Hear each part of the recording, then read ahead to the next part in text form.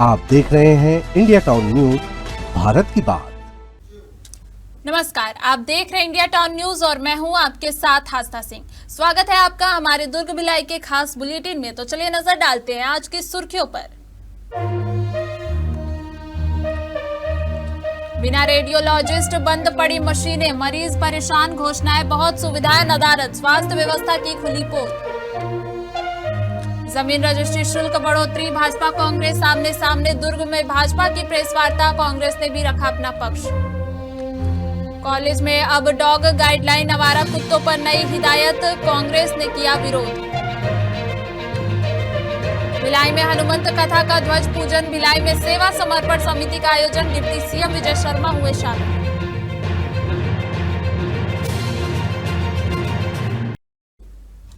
चलिए बढ़ते हैं खबरों की ओर। यूं तो राज्य सरकार अपने 2 वर्षों के कार्यकाल में प्रदेश के लोगों के स्वास्थ्य की ओर कई महत्वपूर्ण कार्य करने की उपलब्धियां गिनाते थक नहीं रही हैं। वहीं धरातल की स्थिति इसके उलट दिखाई दे रही है।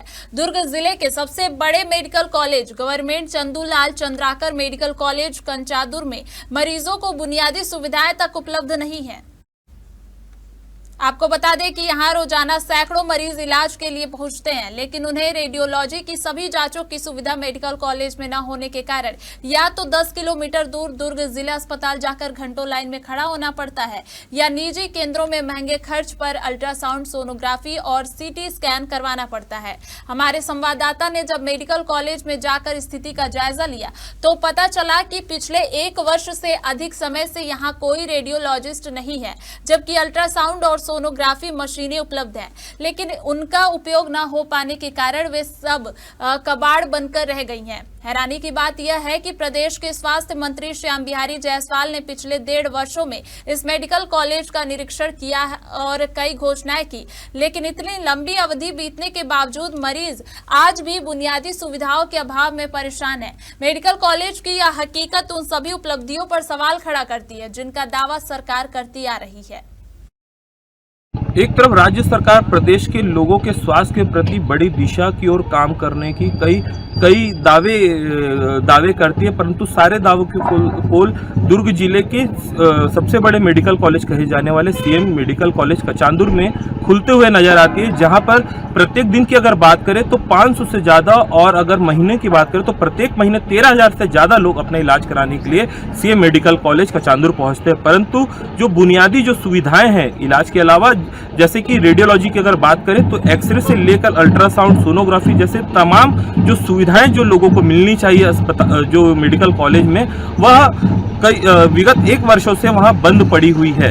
अगर बात की जाए तो जिस प्रकार से बीते दो बार जो प्रदेश के जो स्वास्थ्य मंत्री हैं Shyam Bihari Jaiswal CM medical college पहुंचे थे और वहां पर कई महत्वपूर्ण घोषणा वहां पर करके गए थे, परंतु आज भी वह घोषणा सिर्फ घोषणा नजर आती है। धरातल पर जो कहानी है वह कुछ और ही बयां करती हुई नजर आती है। परिणाम स्वरूप लोगों को इन सारी सुविधाओं बंद होने के उसमें जिला अस्पताल के चक्कर काटने पड़ रहे हैं, और कई बड़े जो चेकअप जो पॉइंट है वहां पर जाकर लोगों को कई रुपए खर्च करके इन सारे सुविधाओं चेकअप को करवा कर हॉस्पिटल पहुंचना पड़ रहा है। तो कहीं ना कहीं जो स्वास्थ्य विभाग का जिस प्रकार की जो सुविधाएं हैं वह धरातल पर दम तोड़ते हुए नजर आने लगी है। अब यह देखना होगा कि किस प्रकार की आगामी दिनों में यहाँ लोगों को इसी प्रकार से भटकना होगा, या फिर स्वास्थ्य विभाग जाकर कुछ इस ओर जाकर रेडियोलॉजी की जितनी भी सुविधाएं हैं वह शुरू करवा पाता है या नहीं। कैमरा पर्सन राज यादव के साथ रवि कुमार सोनकर, दुर्ग, ITN न्यूज। चूंकि ये पिछले सरकार ने प्राइवेट मेडिकल कॉलेज को हायर किया, लेकिन इस पर संसाधन जिस प्रकार से होना चाहिए इन्होंने कोई विकसित नहीं किया। अभी मरीजों की संख्या बहुत कम है, उपकरण की भी कमी है। हमने अभी 36 डॉक्टर्स अभी कुछ ही दिन पहले यहाँ दिए हैं, ताकि यहाँ लोगों की जो मरीजों की संख्या है IPD और OPD बढ़ सके। ये रायपुर की लोड को भी कम करने वाला हॉस्पिटल है, इसको आने वाले समय में हम विकसित करेंगे। लेकिन कुछ महत्वपूर्ण उपकरण भी नहीं है, CT स्कैन भी यहाँ नहीं है। उसके लिए 8 करोड़ रुपए की लागत से जो CT स्कैन मशीन है उसको हम प्रोवाइड कराएंगे विगत माह में हमारे यहाँ 13,000 के आसपास ओपीडी की संख्या रही है तथा उत्तरोत्तर वृद्धि हो रही है ओपीडी में। सर, इतने ओपीडी संख्या होने के बावजूद सीएम मेडिकल कॉलेज इतनी बड़ी संस्था है, उसके बावजूद भी यहाँ पर रेडियोलॉजिस्ट नहीं है, क्या कारण है सर? और कब से रेडियोलॉजिस्ट नहीं है यहाँ पे?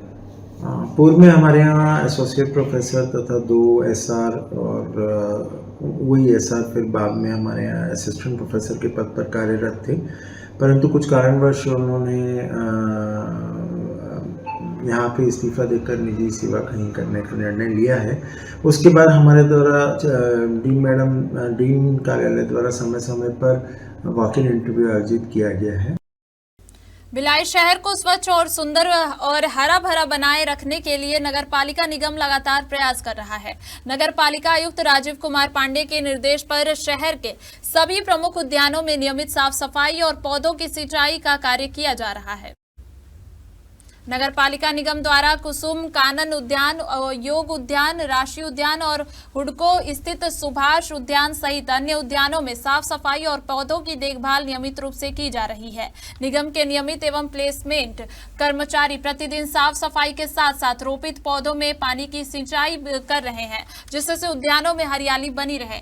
इसके अलावा केंद्र सरकार की अमृत मित्र 2.0 योजना के तहत वीमेन फॉर ट्री योजना के अंतर्गत महिला स्व सहायता समूहों द्वारा सभी जोन क्षेत्रों के चिन्हित स्थलों पर वृक्षारोपण किया गया है। महिला समूहों को पौधे की देखभाल, गुड़ाई और सिंचाई की जिम्मेदारी दी गई है, जहां महिलाएं प्रतिदिन पौधों में पानी देकर उन्हें संरक्षित कर रही हैं।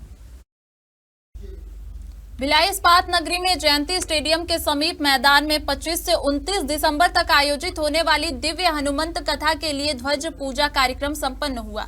सेवा समर्पण समिति द्वारा आयोजित इस कार्यक्रम में डिप्टी सीएम और दुर्ग जिले के प्रभारी मंत्री विजय शर्मा प्रमुख अतिथि के रूप में उपस्थित हुए।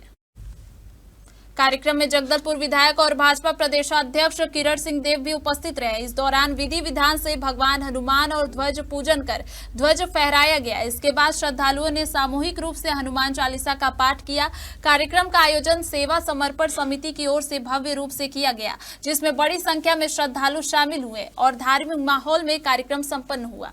पूज्य बागेश्वर धाम से पंडित धीरेन्द्र कृष्ण शास्त्री जी महाराज का यहाँ आगमन होने वाला है। यहाँ उनका प्रवचन और अन्य कार्यक्रम होने वाले हैं। इन समस्त धार्मिक अनुष्ठानों के प्रारंभ में अभी ध्वज को आरोहित करके और कार्यक्रम का शुभारंभ किया गया है। यहाँ काम प्रारंभ किया गया है। ऐसी कथा क्या मानते हैं, जिस तरीके से धर्मांतरण लगातार हो रहे हैं, क्या हिंदुओं को जगाने की ऐसी कथाएं लगातार हो रही है? कैसा संदेश जाएगा? इसकी बात अनावश्यक आवश्यक है, इसकी आवश्यकता सदैव है। और धर्मांतरण की जो समस्याएं हैं, धर्मांतरण एक तरह से राष्ट्रांतरण जैसा हो जाता है। एक व्यक्ति जहाँ का रहने वाला है, अचानक वो वहीं का नहीं रह जाता है, उसके अपने सारे पराये हो जाते हैं, उसकी सारी परंपराएं पुरानी हो जाती हैं, अलग हो जाती हैं और वो स्वयं व्यक्ति अलग सा हो जाता है। ये समाज में बड़ी विरूपता इससे आ जाती है और इसलिए ऐसा आवश्यक है कि हम ये देखें कि अवैध रूप से जो धर्मांतरण की प्रक्रियाएं चल रही हैं वो ना हो। इन्हीं के भी रोकथाम के लिए भी महाराज जी का अनवरत प्रयत्न रहता है। स्कूली शिक्षकों के बाद अब कॉलेजों में पदस्थ प्रोफेसरों के लिए भी आवारा कुत्तों को लेकर गाइडलाइन जारी की गई है। राज्य के उच्च शिक्षा विभाग ने कॉलेज में परिसरों में बढ़ती आवारा कुत्तों की संख्या और छात्रों की सुरक्षा को ध्यान में रखते हुए यह निर्देश जारी किया है। हालांकि इस गाइडलाइन को लेकर सियासत भी तेज हो गई है। उच्च शिक्षा विभाग द्वारा जारी नई गाइडलाइन के तहत कॉलेज परिसरों में मौजूद आवारा कुत्तों के साथ मानवीय व्यवहार करना अनिवार्य होगा। किसी भी प्रोफेसर या कर्मचारी को कुत्तों को भगाने या नुकसान पहुंचाने की अनुमति नहीं होगी। अगर कुत्तों से किसी भी प्रकार की समस्या उत्पन्न होती है तो इसकी सूचना नगर निगम या डॉग स्क्वाड को देना अनिवार्य किया गया है।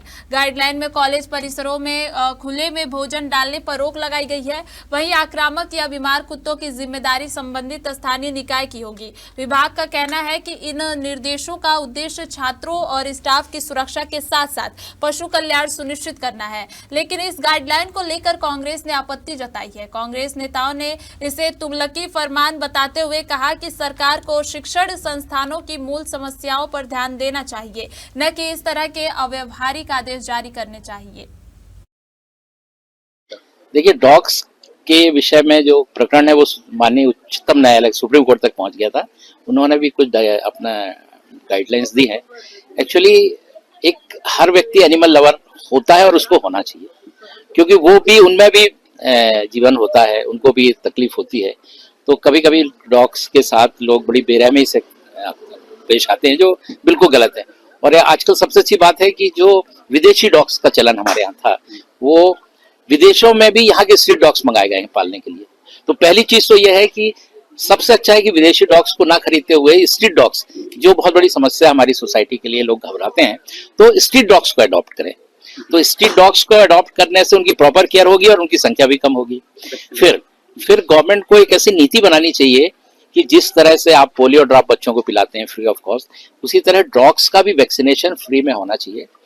भाजपा की सरकार में लगातार तानाशाही फरमान जारी हो रहे हैं, अजीबोगरीब फरमान जारी हो रहा है। पहले स्कूलों के प्रधान अध्यापकों को कुत्ता की गिनती करने, कुत्ता की पहचान करने और कुत्ता भगाने का आदेश जारी हुआ। फिर स्कूल के प्रधान अध्यापक के लिए जीव जंतुओं को रोकने का आदेश जारी हुआ। अब कॉलेज के प्रोफेसरों को भी कुत्ता, बिल्ली और पशुओं को भगाने की जिम्मेदारी दी जा रही है। आखिर ये सरकार कौन चला रहा है? ये आदेश देने वाले लोग कौन हैं?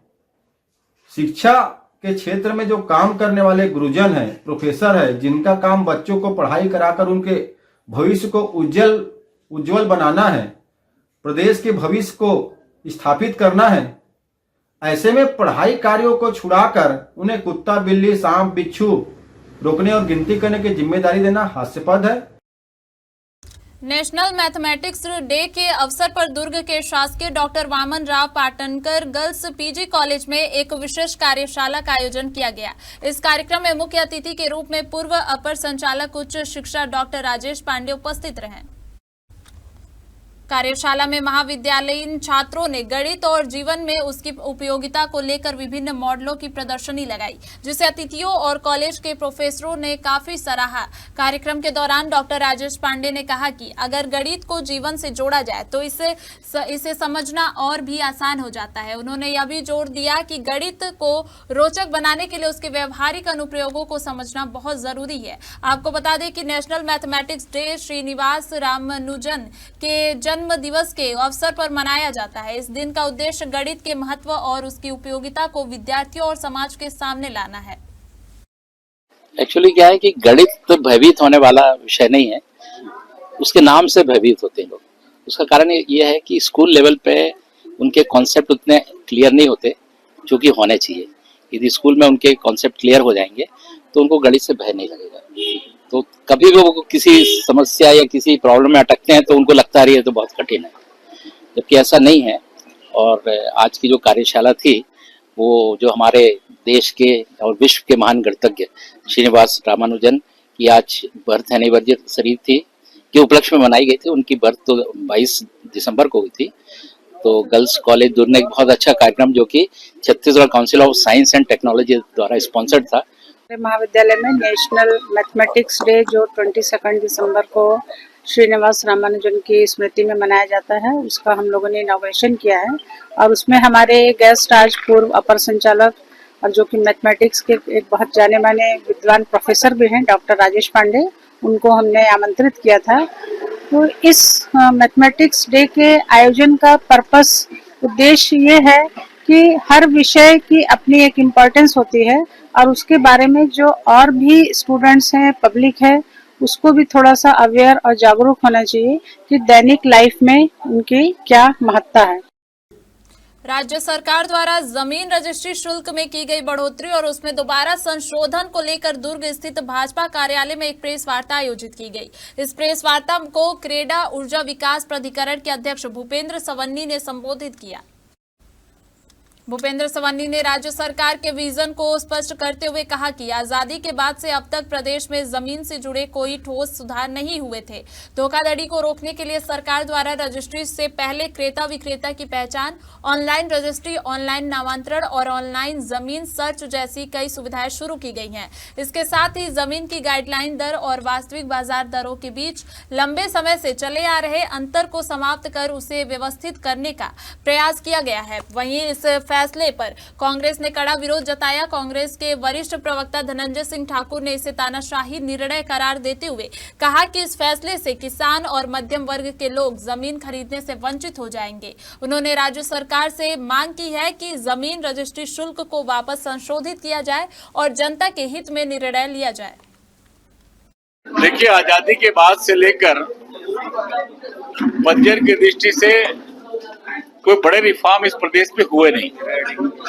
आदरणीय विष्णुदेव साय जी की सरकार के नेतृत्व में हमारे वित्त मंत्री ओपी चौधरी जी ने और उनकी पूरी टीम ने पूरे देश भर में काफी अध्ययन करने के बाद बहुत सारे नए रिफॉर्म लाए।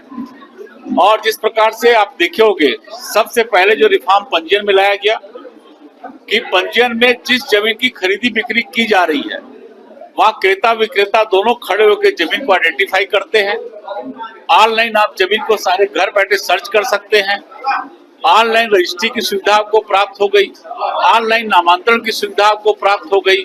जमीन गाइडलाइन दर में जो 10% से लेकर 850% तक की जो बढ़ोतरी की गई है, ये तानाशाही फैसला है, ये मनमानी है।